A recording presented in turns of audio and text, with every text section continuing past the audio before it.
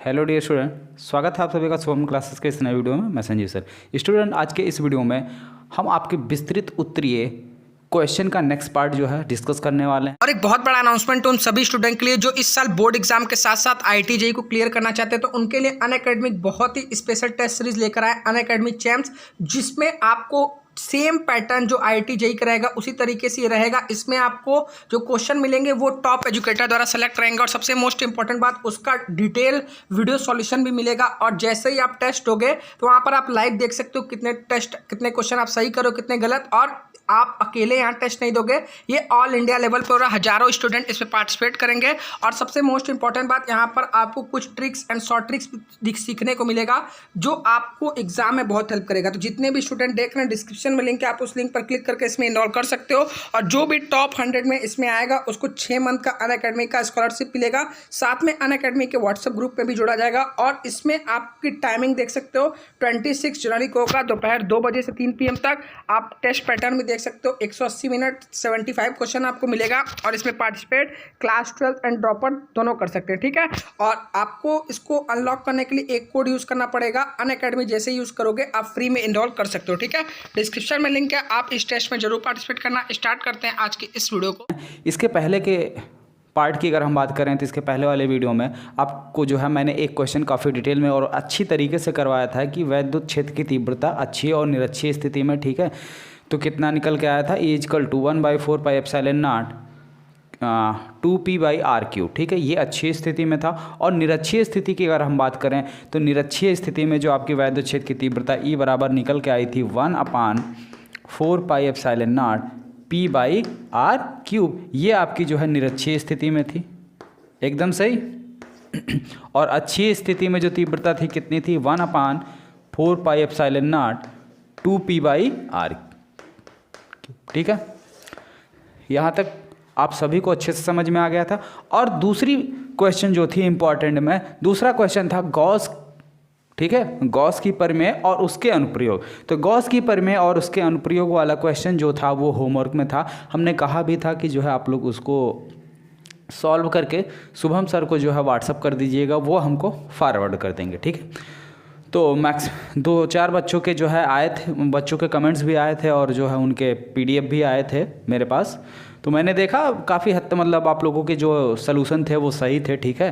तो I hope जो है उसको कराने की कोई ज़रूरत तो है नहीं, ठीक है। तो उसको आप लोग अच्छे से देख लीजिए। हाँ, अगर किसी को प्रॉब्लम हो तो वो पूछ सकता है भाई। किसी ने जो है ये नहीं बोला कि सर हमको इसको जो है बता दीजिए, तो उसको हम आगे छोड़कर आगे बढ़ते हैं अगले क्वेश्चन की तरफ। अगला इंपॉर्टेंट क्वेश्चन था कि 2 आवेशित संधारित्रों को, ठीक है, अगर हमारे कोई 2 कैपेसिटर हैं, संधारित्र हैं, उनको अगर हम जोड़ते हैं तो कॉमन, ठीक है, उभयनिष्ठ विभव कभी कभी पूछता है।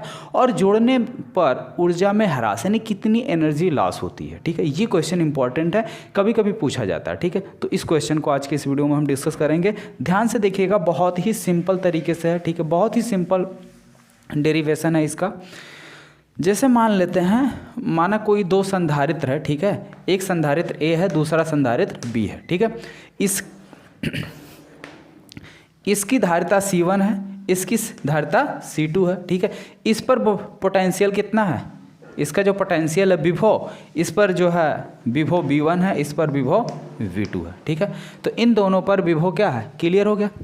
अब इस पर उपस्थित आवेश की मात्रा Q1 बराबर क्या हो जाएगा, वैसे भी C बराबर क्या होता है, फार्मूला Q/B, ठीक है, Q/B। और Q क्या होता है, C/V। तो इस पर उपस्थित आवेश की मात्रा अगर हम मान लें Q1 है तो Q1 बराबर कितना हो जाएगा, C1V1। इस पर Q2 है तो Q2 बराबर कितना हो जाएगा, C2V2, ठीक है। ये जोड़ने से पहले की कंडीशन है। जोड़ने के बाद कुल आवेश इस पर कितना है, कुल आवेश की अगर हम बात करें, कुल आवेश हम मान लें कितना है, कैपिटल Q है, तो ये बराबर हो जाएगा Q1 + Q2 के, ठीक है। वैल्यू रखो तो Q बराबर कितना है, C1V1 + C2V2, ठीक है। ये जोड़ने से पहले समीकरण नंबर 1। इनको जोड़ने के बाद, इनको जब हम एक तार के द्वारा क्या करते हैं, कनेक्ट कर देते हैं, तो कनेक्ट करने के बाद हम मान लेते हैं कि इनका उभयनिष्ठ, ठीक है, दोनों संधारित्रों को, चाक सही नहीं चल रहा,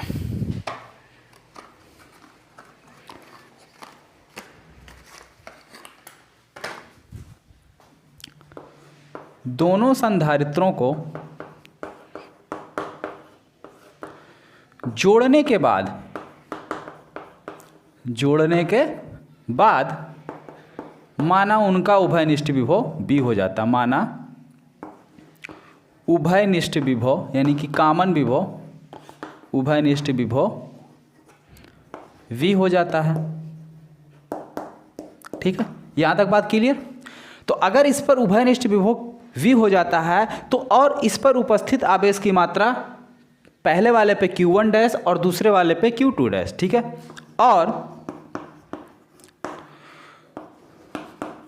दोनों संधारित्रों पर उपस्थित आवेश की मात्रा, बिल्कुल इसी तरीके से आपको जो है बोर्ड एग्जाम में राइट करना, कुछ भी लैंग्वेज भी आपको काटनी नहीं, सब कुछ मैं लिख रहा हूँ, पूरा डिटेल में डिस्कस कर रहा हूँ। ठीक है, आपको कहीं भी भटकने की ज़रूरत नहीं इधर उधर। ठीक है, आप आराम से चीज़ें बिल्कुल देखिए, सब कुछ आपको क्लियर हो जाएगा। उसके बाद भी अगर कोई आपके मन में डाउट रह जाता है या कहीं आपको नहीं समझ में आता है तो हम बार बार बोलते हैं, आप कमेंट बॉक्स में कमेंट करने के लिए बिल्कुल फ्री हैं, आप कमेंट करके जो है पूछ सकते हैं। ठीक है, चलिए, उपस्थित आवेश की मात्रा क्रमशः Q1 डैश व Q2 डैश है। ठीक है, तो क्रमशः की बात किया हमने, तो सबसे पहले A है तो A पर जो है उपस्थित आवेश की मात्रा Q1 डैश है। तो Q1 डैश कितना हो जाएगा, Q1 डैश इक्वल टू इसका विभव कितना हो गया, अब उभयनिष्ठ V। ठीक है, उभयनिष्ठ विभव क्या हो गई V, और धारिता तो वही रहेगी, धारिता तो बदलने वाली नहीं है। ठीक है, तो मान ले C। ठीक है, C1V। Q2 कितना हो जाएगा, Q2 डैश C2V। ठीक है, कुल विभव कुल आवेश कितना हो जाएगा, कुल आवेश कैपिटल Q बराबर Q1 dash plus Q2 dash, ये हो जाएगा C1V प्लस C2V। कितना आ गया, C1 प्लस C2, और V आपका कॉमन हो गया। ठीक है, अब जोड़ने से पहले और जोड़ने के बाद आवेश की मात्रा तो सेम रहेगी ना।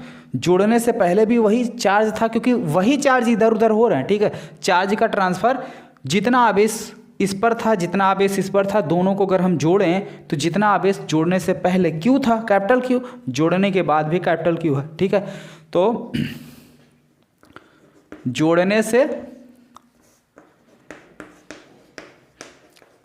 पहले आवेश की मात्रा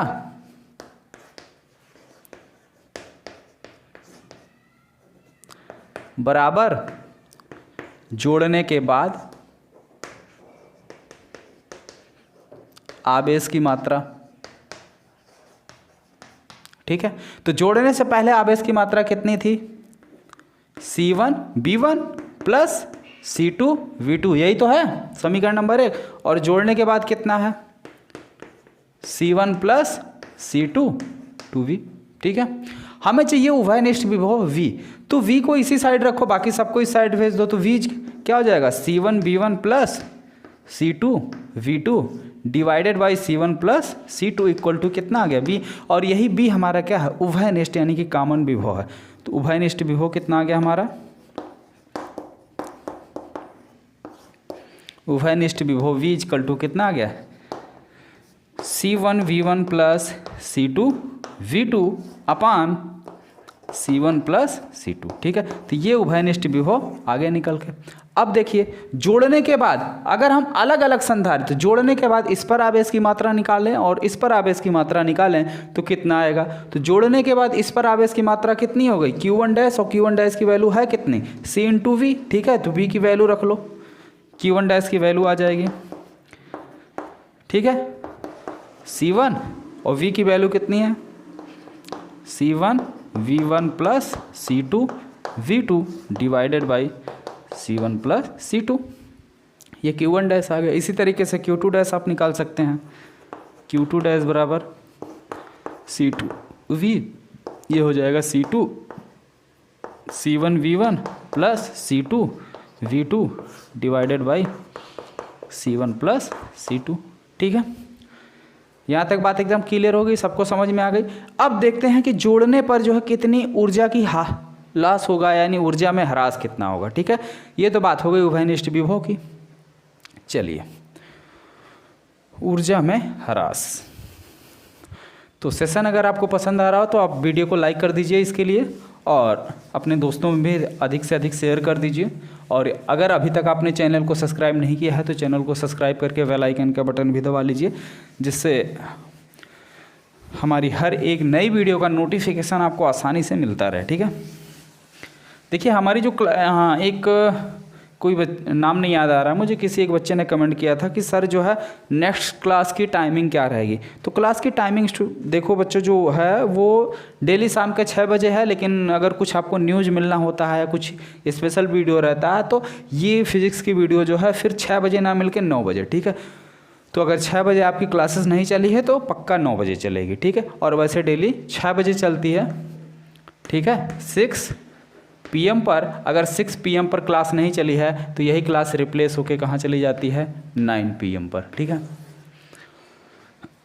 हाँ, प्राइम मिनिस्टर नहीं भाई, ये AM PM अपराह्न और पूर्वाह्न वाली बात है। ठीक है, चलिए हेडिंग लगाइए, ऊर्जा में ह्रास। ऊर्जा में ह्रास, तो देखते हैं कितनी ऊर्जा, जोड़ने से पहले कितनी ऊर्जा थी। संधारित्र को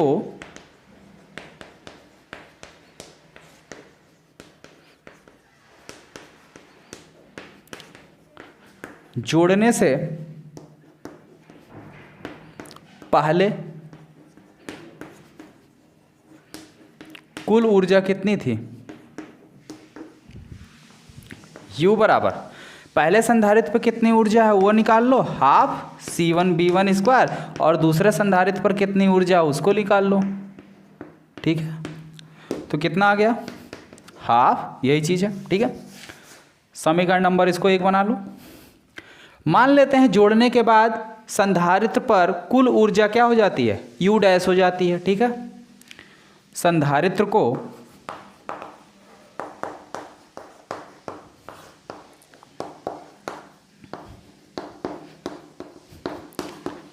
जोड़ने के बाद ऊर्जा U डैश हो जाती है।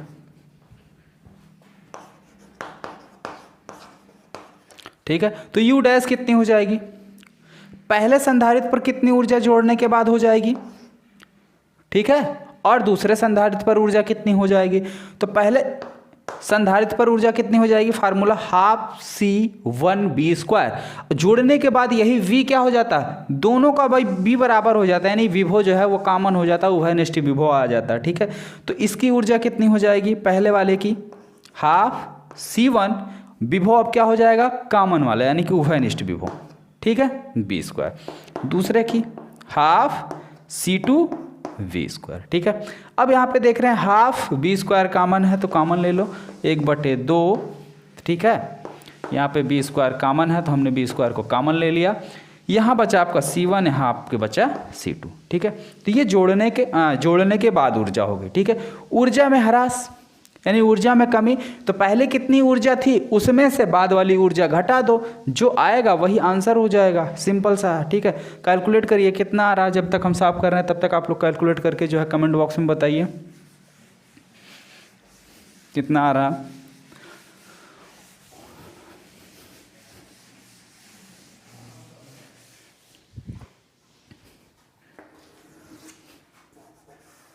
ठीक, तो ऊर्जा में ह्रास डेल्टा U बराबर कितना हो जाएगा, U minus U dash, U minus U dash.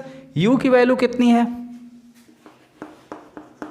Half C1V1² plus half C2V2² और minus half C1 plus C2V²। ठीक है, हाफ C2 प्लस C1V²। ठीक है, यहाँ तक सबको समझ में आ गया। अब देखिए आगे, B² उभयनिष्ठ विभव, इसकी वैल्यू रख देनी है। उभयनिष्ठ विभव अभी अभी निकाला गया था, कितना निकल के आया था, वही वैल्यू यहाँ पे रखो, half C1 b1 square plus half c2 v2 square minus 1/2 c1 plus c2 उभय निश्चित विभव आपका कितना था c1 b1 plus c2 v2 अपान c1 प्लस c2 का होल स्क्वायर, ठीक है, अपान c1 प्लस c2 का होल स्क्वायर, ठीक है। अब यहाँ पे हम ये चीज़ देख रहे हैं कि ये देखो c1 plus c1 plus c2 यहाँ होल स्क्वायर यानी इस नीचे भी स्क्वायर है, नीचे भी स्क्वायर है ना, नीचे भी 2 बार है, तो एक बार इससे ये कैंसिल हो जाएगा, नीचे केवल एक बार बचेगा, तो यानी अब कुछ ये इस तरीके से बचेगा। समझ में आ रही चीज़ें ना। चलिए फिर आगे बढ़ते हैं, समस्या नहीं है तो। Half c1 b1 square plus half c2 v2 square minus 1/2। अब देखिए ये इससे कैंसिल हुआ, नीचे 2 बार है, ठीक है, तो एक बार बचेगा, तो ऊपर क्या हो जाएगा आपका c1 प्लस c1 b1 और प्लस c2 v2 का होल स्क्वायर, और नीचे बचेगा सीधे सीधे c1 प्लस c2, ठीक है। अब देखिए होल स्क्वायर है, खोल दीजिए, ब्रैकेट ओपन कर दीजिए, 1/2 c1 b1 square plus 1/2 c2 v2 square minus 1/2, bracket पूरा ओपन कर दीजिए, आएगा क्या c1 b1 square plus c2 square v2 square plus 2 c1 c2 b1 v2, ठीक है, ये चीज़ आया। नीचे आपका बच रहा है c1 प्लस c2, 1/2 1/2 1/2, 1/2 तीनों में है, तीनों को बाहर ले आओ सीधे सीधे, 1/2 बड़ा ब्रैकेट लगा लिया हमने, c1 प्लस c2, ठीक है, c1 प्लस c2 ये हो गए हमारे एलसीएम, इससे इसमें भी गुणा होगा और इससे इसमें भी गुणा होगा, इससे इसमें भी, बारी बारी से सब में गुणा होगा, ठीक है। तो कॉम्प्लिकेटेड नहीं कर रहे हैं, अभी तो 1/2 बाहर लाए हैं, ठीक है, उसके बाद जो बच रहे हैं उसको पहले लिख रहा हूँ, फिर जो है बाद में इसका मल्टीप्लिकेशन करूँगा, ठीक है।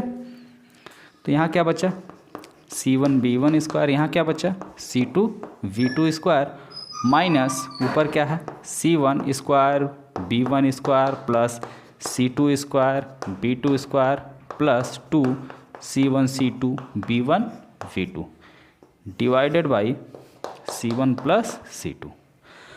अब c1 प्लस c2 यहाँ बटे में है, तो अगर c1 प्लस c2 से हम इसमें भी गुणा भाग कर दें, ठीक है, एलसीएम ले लें, तो चीज़ें बिल्कुल बैलेंस हो जाएंगी। वही काम करना है, एलसीएम ले लेना है, ठीक है, या सीधे सीधे इससे उठा के इसमें गुणा करा दो, हो गया एलसीएम। कि भाई अब आप लोग क्लास 6-7 में है नहीं कि आपको एलसीएम लेना सिखाया जाए, हैं? क्लास एलसीएम वगैरह तो क्लास 5 में ही अच्छे से सिखा दिया जाता है। तो चलिए हमने एलसीएम ले लिया, आया क्या 1/2, c1 से इसमें गुणा करेंगे तो क्या हो जाएगा c1 square b1 square, c1 square b1 square, फिर c1 से इसमें गुणा करेंगे कितना हो जाएगा c1 c2 plus c1 c2 v2 square plus, अब बचा c2 से इसमें गुणा करोगे कितना हो जाएगा c1 c2 v1 square plus c2 से इसमें गुणा करोगे कितना आ जाएगा c2 स्क्वायर और v2 स्क्वायर, ठीक है। अब देखिए ये बचा हुआ माइनस, ठीक है, ये जो अंदर ये चीज़ें दिख रही हैं, ठीक है, ऊपर सारे चिन्ह को माइनस कर देगा, तो माइनस,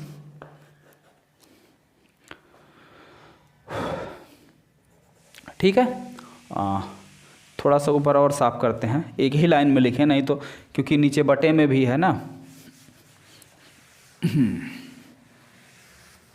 ओके, माइनस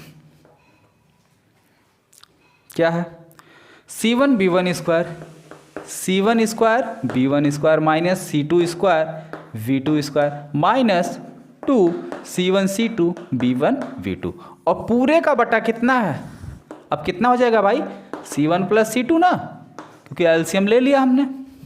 अब देखिए कुछ चीज़ें कट रही हैं, कुछ चीज़ें बच रही हैं, तो जो कट रही हैं उनको काट दो, जो बच रहे हैं उनको बचा लो, जो डूब रहा है उसको डुबो दो, और जो बच रहे हैं उसे बचा लो, ठीक है।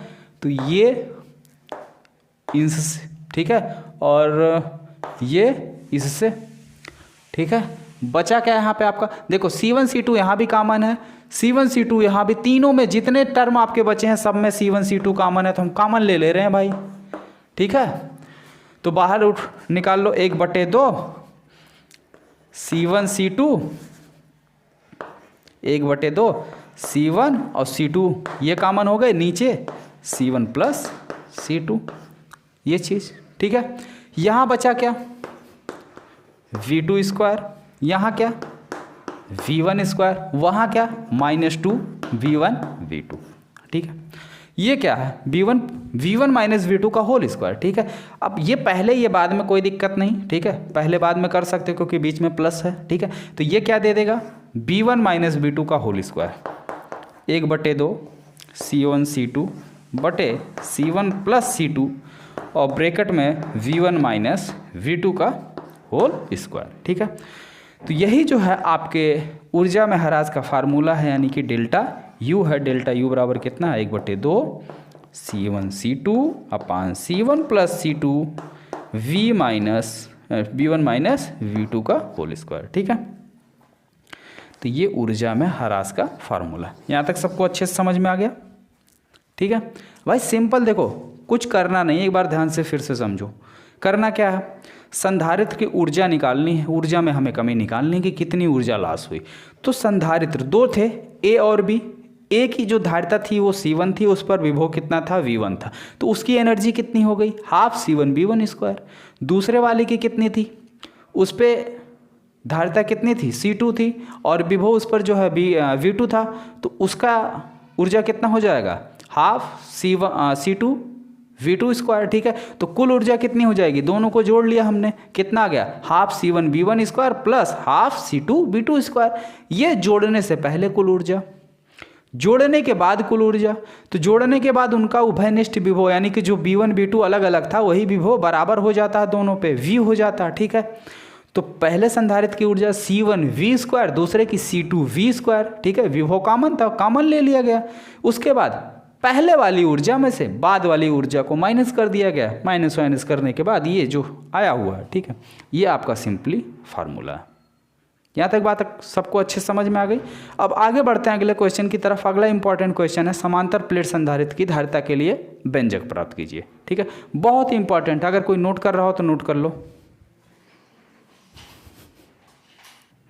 तो चलिए आगे देखते हैं समांतर प्लेट संधारित्र। ठीक है, समांतर प्लेट संधारित्र की धारिता का व्यंजक कैसे निकालना है। सिंपली देखिए, इसमें भी आपके गॉस के नियम का प्रयोग करना पड़ेगा। ठीक है, अगर आप सभी को याद होगा तो अच्छी बात है, नहीं याद होगा तो भाई रटो और क्या करें। ठीक है, उसको याद करो। समांतर प्लेट संधारित्र, प्लेट की बात कर रहा, समांतर प्लेट संधारित्र में यानी दो समांतर प्लेटें होती हैं, एक पर पॉजिटिव चार्ज होता है, एक पर नेगेटिव चार्ज होता है। इनके बीच की डिस्टेंस मान ली गई है, कितनी है D है। ठीक है, तो पहले प्लेट P1 के कारण वैद्युत क्षेत्र की तीव्रता मान लेते हैं E1 है, तो E1 बराबर कितनी हो जाएगी σ/2 एप्सिलॉन नॉट। ठीक है, इसकी अगर हम दिशा की बात करें तो इसकी जो दिशा होगी वो प्लेट P1 से P2 की है, यानी प्लस से दूर होती है। दिशा की बात करें तो P1 से P2 यानी इस डायरेक्शन में।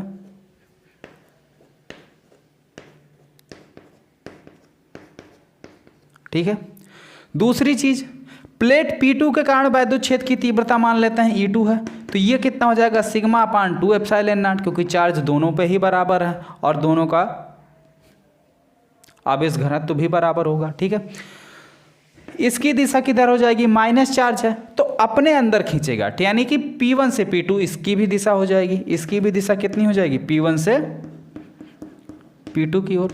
प्लेट के अंदर किसी बिंदु पर वैद्युत क्षेत्र की तीव्रता कितनी हो जाएगी, E बराबर दोनों वैद्युत क्षेत्र की तीव्रताएं E1 और E2 हमारी एक ही डायरेक्शन में है, तो रिजल्टेंट क्या हो जाएगा, जुड़ जाएगा। प्लेट के अंदर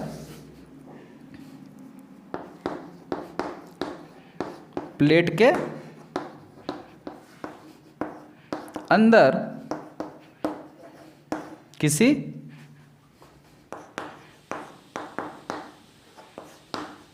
बिंदु पर वैद्युत क्षेत्र की तीव्रता E बराबर कितनी हो जाएगी, E1 प्लस E2, E1 की value sigma upon 2 epsilon naught, इसकी value sigma upon 2 epsilon naught. ये हर दोनों का बराबर अंश आपस में जुड़ जाएगा, कितना आ जाएगा sigma upon epsilon not, sigma upon epsilon not. ठीक, ये हो गई प्लेटों के बीच वैद्युत क्षेत्र की तीव्रता। तो प्लेटों के बीच विभवांतर कितना होगा, विभवांतर कितना हो जाएगा भाई, V बराबर क्या होता है E into D, E into D. E की वैल्यू कितनी है sigma upon epsilon naught into D. ठीक है, sigma upon epsilon naught into D. यहाँ तक बात एकदम अच्छे से समझ में आ गई सबको, सारी बात क्लियर हो गई। चलो आगे देखते हैं, इसकी धारिता कितनी हो जाएगी। अगर इसकी धारिता हम मान लें C है, कितनी है तो C, प्लेट की धारिता कितनी हो जाएगी, धारिता अगर माने C है तो C बराबर क्या होता है Q, यानी कि कुल आवेश बटे विभव यानी कि V। ठीक है, कुल आवेश, कुल आवेश इस पर कितना होगा भाई, इस पर कुल आवेश कितना है, यही तो है Q मान लेते हो। Q बराबर है क्या भाई, आवेश घनत्व। ठीक है, आवेश घनत्व भाई देखिए, कुल आवेश बराबर क्या होता है, कुल आवेश बराबर फार्मूला सिंपली होता है सिग्मा गुणे इसका surface area A, sigma A। ठीक है, सिग्मा A, तो Q की जगह क्या आ जाएगा सिग्मा A। तो C बराबर कितना हो गया सिग्मा A और बटे V का मान कितना sigma upon sigma D upon epsilon not. Epsilon naught ये चला जाएगा ऊपर, सिग्मा से सिग्मा कैंसिल हो जाएगा, C बराबर आ जाएगा A epsilon not by D। ठीक है, ये आपके समांतर प्लेट संधारित्र की धारिता है। यदि प्लेटों के बीच कोई परावैद्युतांक पदार्थ हम भर दें, ठीक है, यदि प्लेटों के मध्य कोई परावैद्युतांक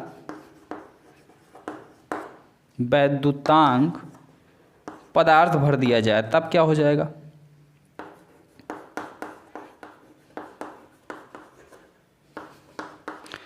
तो C बराबर क्या हो जाएगा